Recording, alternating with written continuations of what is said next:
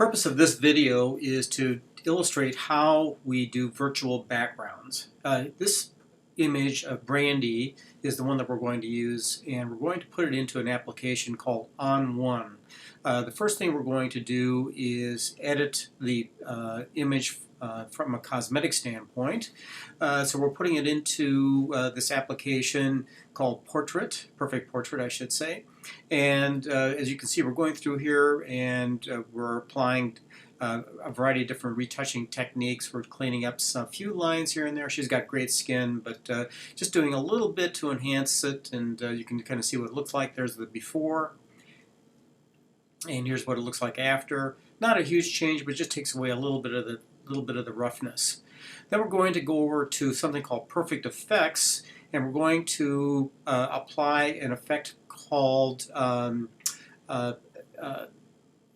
Tootsie Roll, which sharpens it up, and then we're going to put it into another application called Mask Pro, which is going to remove it from the background. As you can see, we've applied a red masking to it so that we can separate the white from the body of the person, the outline of the person. And we're going around and we're doing a variety of different cleanups here. This is a refinement tool, so we're going around the hair to make sure that it looks nice and smooth.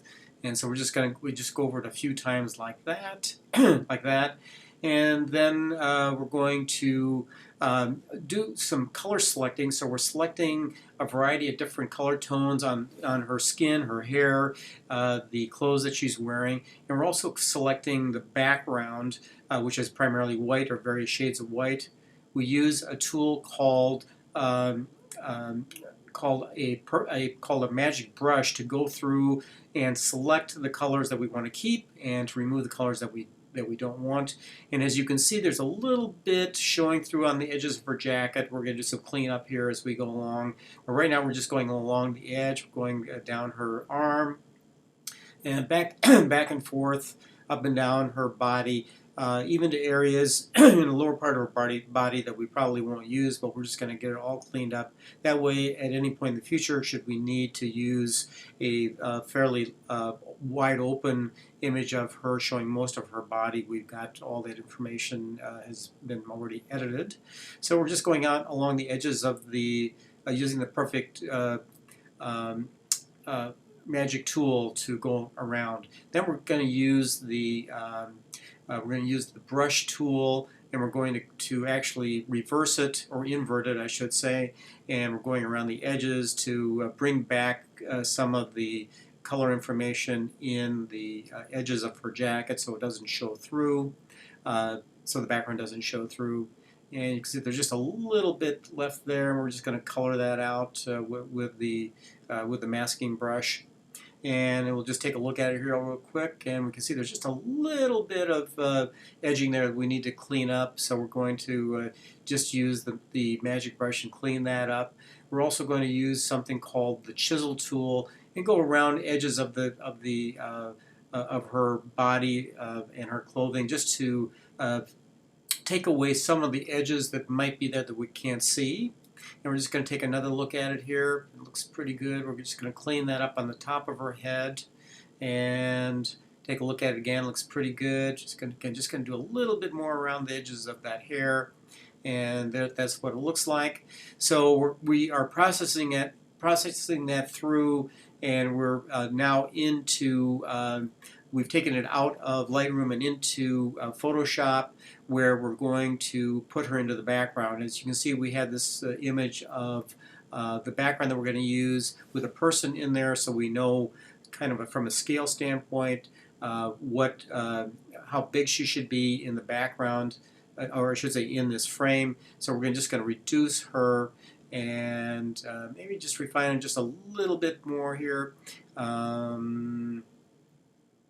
There we go. She looks like she's about right. So we're just going to take away the sample person, and so we're going to eliminate that particular layer.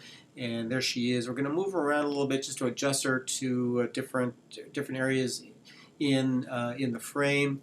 Just adjust her size just a little bit, and Now what we're going to do is go through a process where we actually just want to darken some of the edges around her so she doesn't look like she's standing out too far.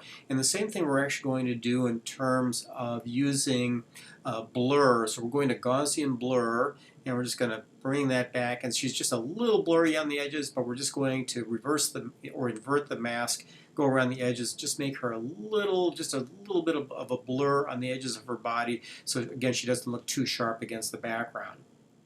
Then we're going to do the same thing, or we're going to blur the background because we want it to look like we basically photographed her wide open, but we don't want all of it to be totally blown out of focus. So we're going to bring some of it back by using the brush tool and just bring a little bit, just not into sharp focus, but just a little bit into sharp focus.